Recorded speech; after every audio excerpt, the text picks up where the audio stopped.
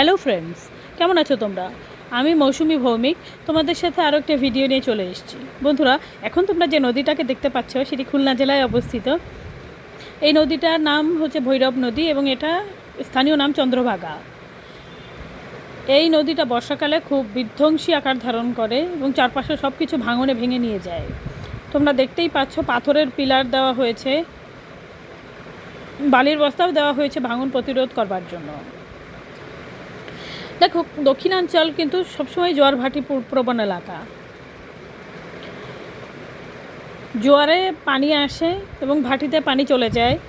এখন ভাটি বলে তোমরা মাটি দেখতে পাচ্ছ, জোয়ারের সময় দেখতে পেতে না।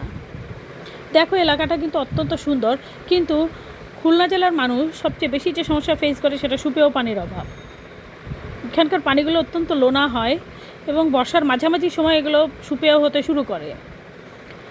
বন্ধুরা, তোমরা যারা জোয়ার ভাটির এলাকায় থাকো না, তারা যদি খুলনা জেলায় বা দক্ষিণাঞ্চলে বেড়াতে আসো, নিঃসন্দেহে তোমাদের অভিজ্ঞতার ভাণ্ডার সমৃদ্ধ হবে।